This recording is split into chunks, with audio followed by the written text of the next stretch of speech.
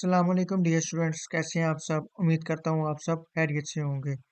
Dear students, आज हम lecture number 20 का आगाज़ करेंगे। इससे पिछले लेक्चर में हमने रैशनलाइज द डिनोमिनेटर पढ़ा था, जो हमारा लास्ट टॉपिक था एक्सरसाइज 1.2 से पहले। तो आज के लेक्चर में हम एक्सरसाइज स्टार्ट करेंगे 1.2 और उसका पहला क्वेश्चन है rationalise the denominator of the following. जिस तरह हमने लास्ट लेक्चर में रैशनलाइज करना सीखा था, उसी तरह से आज हम इसको दोबारा से रैशनलाइज करेंगे जो हमें क्वेश्चन गिवन है। तो रैशनलाइज करने का मैंने जो तरीकाकार आपको बताया था वो ये बताया था कि हम डिनोमिनेटर का में जो साइन होता है वो चेंज कर देते हैं, तो वो एक कंजुगेट फैक्टर बन जाता है। तो कंजुगेट फैक्टर को हम नोमिनेटर और डिनोमिनेटर से मल्टीप्लाई किया जाता है। तो मैं स्टार्ट करता हूँ क्वेश्चन, आज दोबारा आपको क्लियर हो जाएगा। तो पहला है 13/4 + √3। तो मल्टीप्लाई करेंगे कॉन्जुगेट फैक्टर से, यानी मल्टीप्लाई नोमिनेटर मल्टीप्लाई भी करेंगे और डिनोमिनेटर को भी मल्टीप्लाई करेंगे कॉन्जुगेट फैक्टर से। तो कॉन्जुगेट फैक्टर क्या होगा 4 + √3 का, 4 + √3 का कॉन्जुगेट फैक्टर क्या होगा 4 - √3। ठीक है, प्लस था तो माइनस में इसको चेंज कर देंगे, तो ये आपका कॉन्जुगेट फैक्टर कहलाएगा। ठीक है, तो हम इसी से ही मल्टीप्लाई भी कर देंगे। ठीक है, 4 - √3 डिवाइडेड बाय 4 - √3। ठीक है, तो अब सिंपली क्या करेंगे, हम इसको मल्टीप्लाई कर लेंगे। तो 13 मल्टीप्लाई 4 - √3। ठीक है, आपने डायरेक्ट इन दोनों को कट ऑफ नहीं करना। ठीक है, तो अगर डायरेक्ट करेंगे दोबारा जाहिर सी बात है यही सिचुएशन बन जाएगी, हमारे पास सेम वही क्वेश्चन वाला सिचुएशन बन जाएगा, जो कि हमने नहीं करना। ठीक है, फिर उसके बाद 4 + √3 को भी मल्टीप्लाई कर देते हैं, 4 - √3। ठीक है, ये आपस में ये वाली टर्म और ये वाली टर्म आपस में मल्टीप्लाई, और ये वाली टर्म और ये वाली टर्म आपस में मल्टीप्लाई हो जाएगी। तो फिर उसके बाद मैंने आपको एक फार्मूला बताया हुआ था कि a + b इक्वल होता है a² - b² का। ठीक है, ये इक्वल होता है a² - b² के। ठीक है, तो अब मेरे पास ये जो 4 + √3 है ना, लेट से मैं कहता हूँ कि मेरे पास a 4 है और b√3 है। ठीक है, अगर ये मैं a और b की वैल्यू इसके अंदर पुट करूँ तो मेरे पास क्या बन जाता है 4 + √3। ठीक है, 4 - √3 इक्वल 4 का स्क्वायर माइनस √3 का होल स्क्वायर। ठीक है, तो अब ये देखें 4 + √3 और 4 - √3 है, ये वही सेम बनी है। यहाँ पर 4 + √3 और 4 - √3 ये सेम है। तो मैं इसको कह सकता हूँ कि ये जो है 4 + √3 और 4 - √3 इक्वल है 4 का होल स्क्वायर माइनस √3 का होल स्क्वायर। ठीक है, तो 13 4 - √3। ठीक है, तो मैं इसको किस क्या लिखूंगा 4 का होल स्क्वायर माइनस √3 का होल स्क्वायर। ठीक है, अब ये स्क्वायर और √ कैंसिल हो जाता है। ठीक है, अगर आप इसको लॉज ऑफ एक्सपोनेंट में कन्वर्ट करके भी कट कर सकते हैं, और ये ऐसे भी कट हो सकता है। तो अब आ जाएगा 13 4 - √3 डिवाइडेड बाय 16 -3। तो ये आ जाएगा हमारे पास 13 4 - √3 और नीचे आ जाएगा 13 13 13 से कैंसिल हो जाएगा। तो ये हमारे पास फाइनल आंसर आ जाएगा 4 - √3। ये हमारा आंसर है। ठीक है जी, सिंपली आपने फर्स्टली आपने रैशनलाइज करना है, फिर उसके बाद आपने सॉल्व करना है। रैशनलाइज करने का तरीका क्या बताया कि आपने कॉन्जुगेट फैक्टर से नोमिनेटर को मल्टीप्लाई भी करना है, और तो डिनोमिनेटर को भी आपने कॉन्जुगेट फैक्टर से मल्टीप्लाई करना है। ठीक है, तो आई होप आपको क्लियर हो गया होगा। ठीक है जी, अब चलते हैं जी सेकंड पार्ट की तरफ। सेकंड पार्ट क्या है कि √2 प्लस √3 सॉरी √2 प्लस √5 फिर डिवाइडेड बाय √3। ठीक है, इसको अब हम सॉल्व करेंगे, और √3 का ये जो डिनोमिनेटर में √3 है, इसका क्या कॉन्जुगेट फैक्टर होगा। तो इसका भी अंडर रूट 3 ही कॉन्जुगेट फैक्टर होगा। क्योंकि हमारे पास ये वाली सिचुएशन नहीं है। जब ये वाली सिचुएशन नहीं हो, सिर्फ मोनोमियल सर्ड हो, तो वही कॉन्जुगेट फैक्टर भी वही होता है जो मोनोमियल सर्ड होगा आपका। ये आपका एक मोनोमियल सर्ड है जो हमने लास्ट लेक्चर में सर्ड्स पढ़ा था, यानी लेक्चर नंबर 18 में। ठीक है, तो ये लेक्चर नंबर 20 है, और इससे पिछला लेक्चर रैशनलाइज द डिनोमिनेटर है। उससे पिछले लेक्चर में हमने सर्ड्स पढ़े थे, उसमें टाइप थी मोनोमियल सर्ड। तो उसमें अगर ये मोनोमियल सर्ड है तो हम यही हमारा कॉन्जुगेट फैक्टर होगा। ठीक है, तो हम इसी से ही मल्टीप्लाई और डिवाइड भी कर देंगे। तो under root 2 plus under root 5 divided by under root 3 multiply under root 3 divided by under root 3। ठीक है, अब मल्टीप्लाई कर लें आप। ठीक है, under root 3 under root 2 plus under root 5। ठीक है, और अंडर रूट 3 और अंडर रूट 3 आ जाएगा। ठीक है, अब अगर देखा जाए, लेट से मैं ये जो नीचे वाले को मैं अगर मैं थोड़ा सा सॉल्व करूं, अगर एक हमने पढ़ा था लॉज ऑफ इंडाइसिस। ठीक है, तो वो क्या कहता था कि अगर आपका बेसिस अगर सेम हो, ठीक है, तो पावर्स क्या हो जाती हैं, पावर्स ऐड हो जाती हैं। ठीक है, हमने ये पढ़ा था। ठीक है, अगर ये बेसिस सेम हो, यानी ए और ए सेम है, तो पावर ऐड हो जाती है। लेट से मैं ए कहता हूँ कि ये अंडर रूट 3 है। ठीक है, ये वाला। ठीक है, ये जो है ना, ये अंडर रूट 3 है। लेट से मैं ये कहता हूँ, तो अंडर रूट 3 और अंडर रूट 3 है। ठीक है, तो ये इनकी पावर है 1। ठीक है, तो मैं कह सकता हूँ कि ये बेसिस सेम है। ठीक है, अगर बेसिस सेम है तो पावर्स को अगर मैं ऐड करूँ तो ये क्या बन जाता है, अंडर रूट 3 का होल स्क्वायर।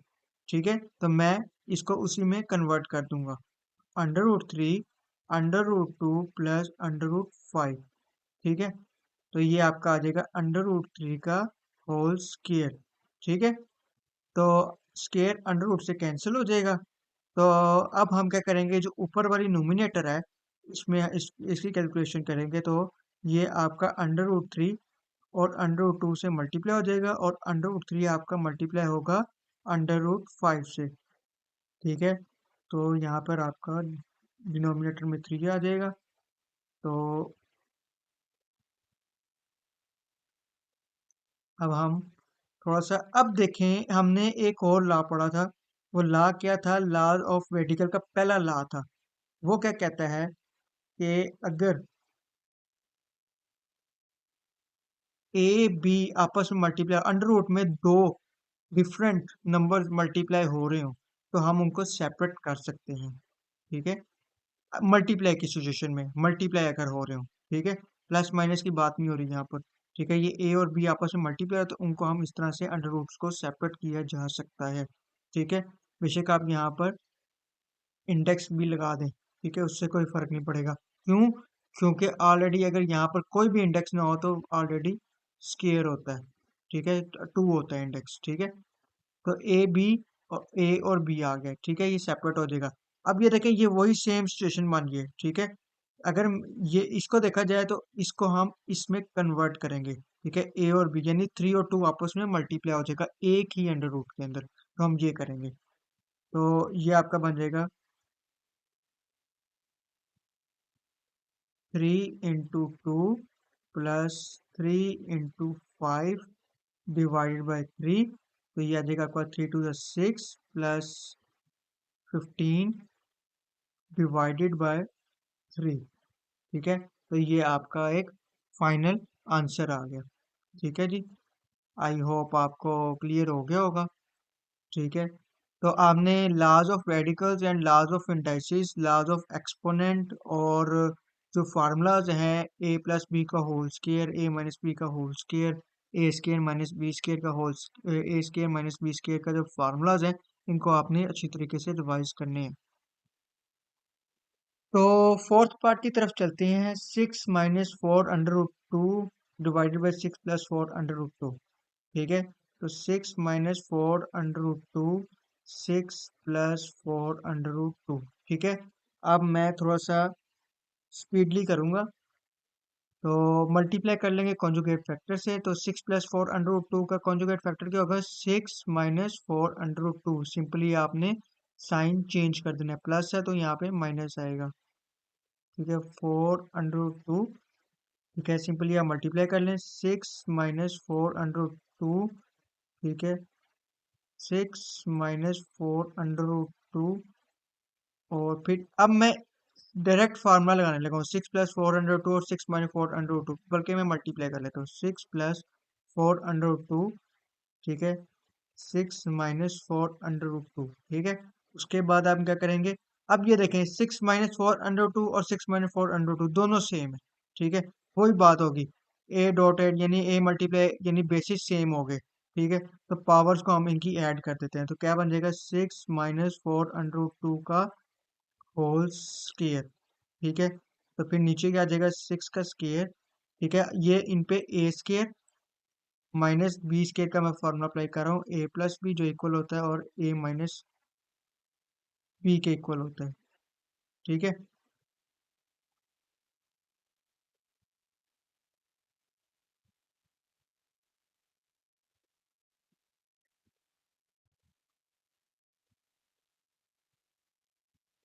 ठीक है, ये मैंने यही फार्मूला इधर अप्लाई हुआ है, जिस तरह हमने ये पीछे किया है यहाँ पर।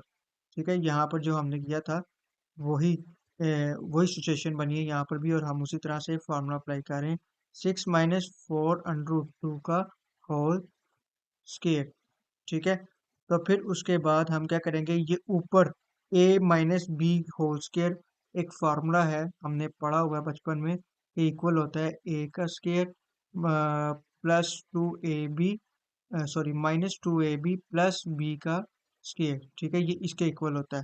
तो अगर लेट से a अगर 6 है और b हमारे पास क्या है? 4 √2। तो जब मैं इसमें पुट करूंगा तो क्या बन जाएगा? ये 6 का स्क्वायर। ठीक है, -2 6 और √4 √2 प्लस, ठीक है, 4 √2 का स्क्वायर। ठीक है, तो ये बन जाता है। ठीक है, तो हम लोग इसकी जगह पे ये पुट करेंगे।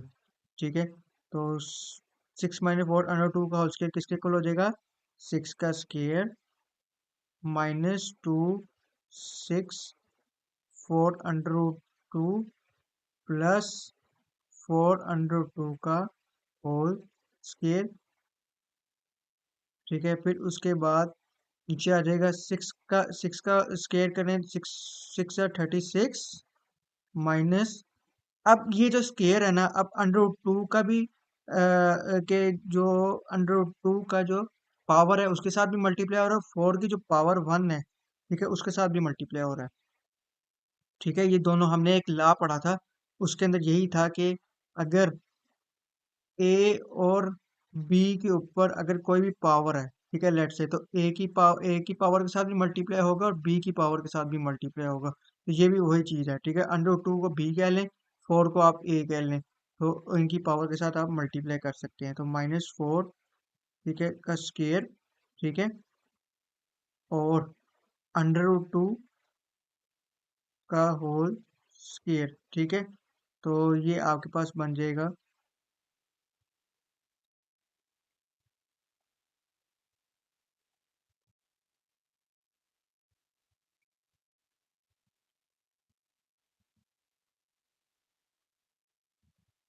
ठीक है, ये आपका बन जाएगा, ऊपर 6 6 36 हो जाएगा। ठीक है, माइनस ये 2 और 6 मल्टीप्लाई हो जाएगा, 2 6 12। ठीक है, 4 √2 प्लस, अब ये भी वही चीज हो रही है। ठीक है, 4 √2 का स्क्वायर है, तो हम इसको उस तरह से बना सकते हैं, तो 4 का स्क्वायर √2 का स्क्वायर। ठीक है, फिर उसके बाद 36 -4 4 16। ठीक है, यहाँ पर ये 4 4 16 हो जाएगा, और ये स्क्वायर और अंडर कैंसिल हो जाएगा, तो यहाँ पे आपका 2 के साथ ये मल्टीप्लाई हो रहा है। ठीक है, तो ये आ जाएगा आपको 36 -12 4 जा करेंगे तो 4 2 8। ठीक है, 4 2 8 और 4 1 4, तो ये आपके पास 48 √2 प्लस ये उसी तरह से स्केयर कैंसिल हो जाएगा, तो 4 4 16 और यहाँ पर आपका 2 आ जाएगा। ठीक है जी।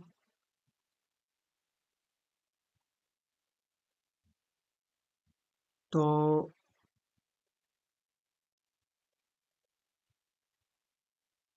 Just wait.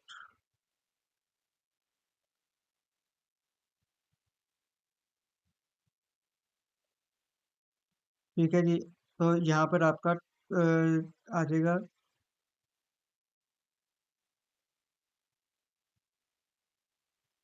636 माइनस 2 6 12 और ये आपका 32 आ जाएगा। ठीक है, तो ये आपका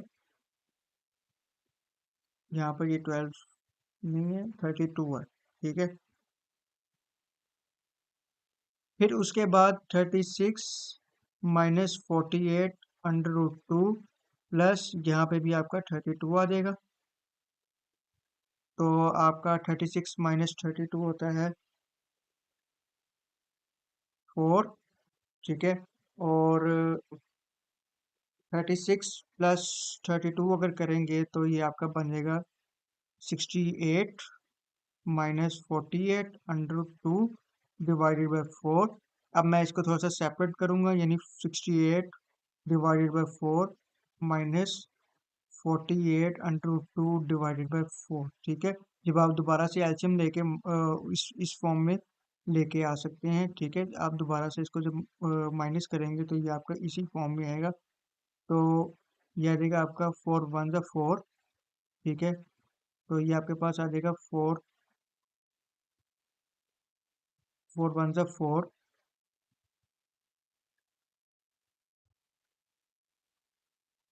4 7 28। ठीक है, ये आपका 4 1 4 4 2 8। तो ये आपके पास फाइनल आंसर आ जाएगा 17 माइनस 12 अंडर रूट 2। ठीक है, ये आपके पास फाइनल आंसर है।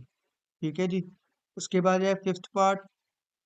ये आप खुद करके, मैंने एक और पार्ट नहीं करवाया आपको, ये वाला थर्ड वाला। ठीक है, ये दोनों आप एज अ होमवर्क करिएगा, आपको क्लियर हो जाएगा। जैसे हमने ये वाला किया था सेकंड वाला, सेम इसी तरीके से आपने ये करना है। ठीक है, इसी तरह से आपने ये भी आपने खुद करना है। ठीक है, हम चलते हैं सिक्स्थ पार्ट की तरफ। ठीक है,